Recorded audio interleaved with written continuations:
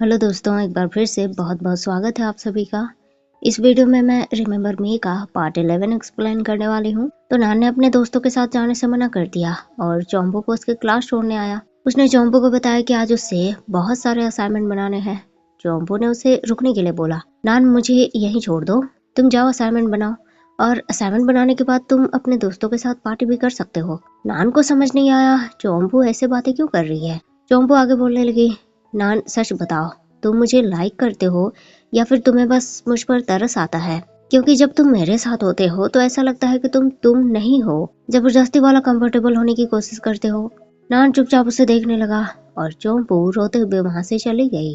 शाम को नान अपने दोस्तों के साथ पार्टी करने आया, लेकिन उसे कुछ मजा नहीं आ रहा था आज।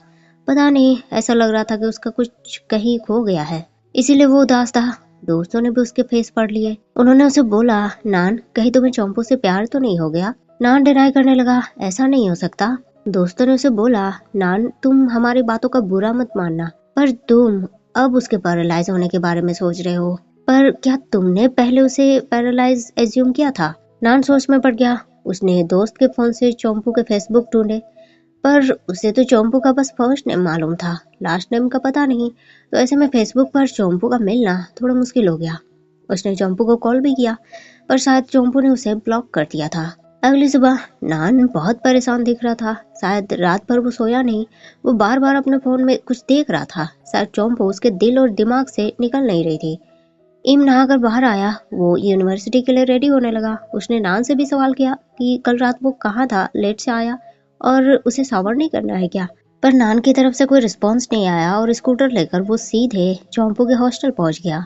वहां उसने चोम्पू के बारे में पूछा, पर पता चला चोम्पू तो वहां से जा चुकी है। उसने वो हॉस्टल छोड़ दिया है। नान बहुत निराश हो गया। उसे चोम्पू की याद आने लगी, कैसे उसने चोम्पू को प्रपोज किया था, कैसे चोम्पू उसके मन की बात समझ गई। वो उससे दूर चली गई, पर उसे खोने का दुख नान को बहुत ज्यादा महसूस होने लगी। आज इतने दिनों बाद इम ने नेम को कॉल किया। मॉम नेम को फोन देकर चली गई। इम उसे सॉरी बोलने लगा कि वो इतने दिनों से उससे बात नहीं कर रहा था। नेम ने बस हाँ में जवाब दिया। मतलब जो भी बात इम बोल रहा था, नेम का रिप्लाई बस हाँ में था। इम भी समझ गया नेम नाराज है। उसने नेम को बोला, तो बताओ नेम, तुम्हारे गुस्से को दूर करने के लिए क्या किया जाए? नेम खुश हो गया, चलो इम उसे मनाने के बारे में सोच रहा है। तभी उधर से इम को किसी ने बोला, इम मीटिंग का टाइम हो गया है, उस म्यूट गाय से बात करना बंद कर दो। नेम को ये बात बहुत बुरी लगी। इसका मतलब इम उसका मजाक बना रहा है। उसने इम को यही मैसेज भेजा। इम उसे समझाने लगा, नेम ऐसी बात नहीं है। पर नेम तो बहुत नाराज था। उसने रिप्लाई किया, इम अगर तुम्हें मुझसे बस तरस आता है तो रहने दो। इम उसे समझाता रह गया, पर नेम के तो पुराने जख्म ताजे हो गए। बचपन से लेकर हमेशा से लोगों ने उसे म्यूट कहकर उसका मजाक बनाया है और आज इम ने भी वही किया। नेम को इतनी ज्यादा तकलीफ हुई कि उसने खुद को मारने के बारे में सोच लिया। लेकिन जैसे ही उसने दवाई उठाई, कुछ गिरने का आवाज आया। नेम बाहर आया तो देखा मॉम नीड बेहोश पड़ी थी। नेम बहुत घबरा गया। उसने उसी तरह टूटी फूटी आवाज में मॉम को जगाना चाहा, पर मॉम होश में नहीं आई। नेम बहुत ज्यादा घबरा गया। वो हेल्प मांगने के लिए इम के घर पहुंचा। गेट अंदर से लॉक था। इम हल्की टूटी फूटी आवाज देकर दरवाजा पीटने लगा, पर उसकी आवाज अंदर तक शायद नहीं पहुंच पाई। नेम वहीं बैठकर रोने लगा। इम की मॉम की नींद भी खुल गई। वो बाहर आई। उन्होंने नेम को संभाला, उससे पूछा कि क्या बात है। नेम बस अपने घर की तरफ इशारा करके माँ माँ बोल रहा था। इम की मॉम समझ गई और फिर दोनों मॉम नीड को लेकर हॉस्पिटल आ गए। नेम बाहर ही बैठकर मॉम के कंडीशन ठीक होने का वेट करने लगा। तभी इम भी भागते हुए नेम के सामने आकर खड़ा हो गया। नेम ने जैसे इम को देखा, तुरंत वो उसके गले लग गया। इम के आने से उसे थोड़ा रिलैक्स महसूस होने लगा। कुछ देर बाद इम ने उसे बताया, मॉम नीड को कमजोरी आ गई थी। उन्होंने कुछ दिनों से अच्छे से खाना नहीं खाया और अच्छे से नींद भी नहीं ली, इसीलिए वो बेहोश हो गई थी। नेम ने उससे पूछा, इम तुम यहाँ कैसे आ गए? और इस बार नेम ने इशारों में नहीं बल्कि बोलकर पूछा था। इम हैरान, क्योंकि उसने नेम को एक बार में एक साथ इतने सारे वर्ड बोलते नहीं सुना था और आज वो क्लियरली बिना किसी हेजिटेशन के बोल रहा था। उसे नेम की आवाज सुनकर खुशी हुई। वो नेम को बताने लगा कि उसे मॉम ने कॉल किया। फिर वो उस दोस्त के लिए नेम को सॉरी बोलने लगा जिसने नेम को म्यूट बोला था। दोस्त का ऐसा बोलने का इंटेंशन नहीं था। उसे मालूम है इम हमेशा से नेम से बात करता है और नेम नहीं बोल पाता। नेम ने भी उसकी सॉरी एक्सेप्ट कर ली है। फिर दोनों मॉम नीड से मिलने आए। मॉम नीड अभी भी सो रही थी। इम बोलने लगा, नेम आंटी नीड रियली तुमसे बहुत प्यार करती है, तुम्हें मालूम है, जब मैंने फोन खरीदा था तब से मुझे सबसे ज्यादा उनके कॉल्स आते हैं। मेरी मॉम से ज्यादा उनका कॉल मुझे आता है। वो हमेशा पूछती है नेम कैसा है, वो कुछ खाना चाहता है क्या। और ऐसा बस इसीलिए क्योंकि मैं ही बस ऐसा पर्सन हूँ जिसके साथ तुम पूरे दिल से बात करना चाहते हो। तुम्हें याद है वो कॉमिक बुक? वो भी इन्होंने ही मुझे खरीद कर दिया था ताकि मैं तुम्हें दे दूं, क्योंकि शायद तुम उनके हाथ से नहीं लेते। नेम को थोड़ा गिल्टी फील होने लगा कि वो मॉम से कितना दूर हो गया। ईम ने उससे दूसरे दोस्त के बारे में पूछा जिससे नेम एमएसएन पर बात करता है। नेम को बात समझ नहीं आई कि ईम इस बारे में कैसे जानता है। ईम ने यहाँ एक सीक्रेट का खुलासा किया। नेम, तुमने इस बारे में सोचा नहीं, मेरे जाते ही सडनली वो दूसरा फ्रेंड कैसे अपीयर हुआ? वो कोई और नहीं, आंटी नीड ही थी। और आई एम सॉरी, मैं अचानक से ऐसे डिसअपियर हो गया। आंटी नीड ने ही मुझे ऐसा करने को बोला था ताकि तुम उनसे बात करो। और मैं एडमिट करता हूँ कि मैं तुमसे दूर गया था। मुझे बहुत पढ़ाई करने थे, पर अब प्रॉमिस करता हूँ तुमसे दूर नहीं जाऊंगा। नेम को भी इस बात से बहुत खुशी हुई, पर उसने कुछ बोला नहीं।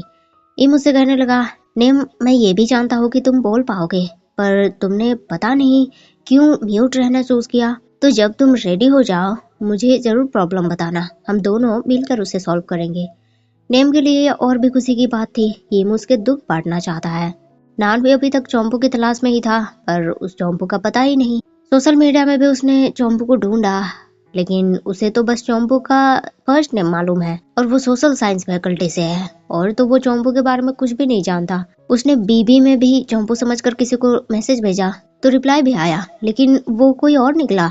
उसने बताया कि ये जो बीबी है सेकंड हैंड है, वो किसी और का था। उसने नान को उसका नाम भी बता दिया, लेकिन उसने चोम्पू नहीं कोई और नाम बता दिया। नान फिर से निराश हो गया। चैम वो सुबह सुबह उनसे मिलने पहुंचे। उसने दद्दू के रूम के बाहर ही उनके साथ कई सारे प्रॉमिस कर दिए। दद्दू, आज दोपहर को मेरा एग्जाम है, मैं खूब मेहनत करूंगा और आपको अच्छे ग्रेड्स लाकर दिखाऊंगा। प्लीज आप 1 और साल तक मेरे लिए वेट कीजिए। डॉक्टर भी दद्दू का चेकअप करके बाहर आए। उन्हें उनसे दद्दू का हाल पूछा।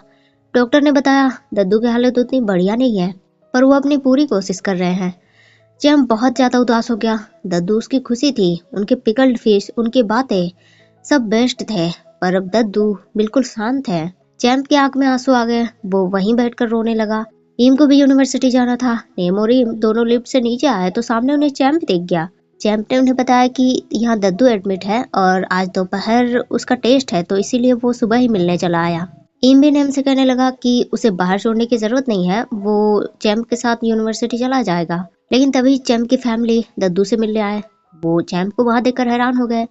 मॉम उससे पूछने लगी, चैम्प तुम ठीक हो? सुबह सुबह कैसे आ गए और तुमने कुछ खाया या नहीं? लेकिन चैम्प को अपनी फैमिली पर बहुत गुस्सा आ रहा था।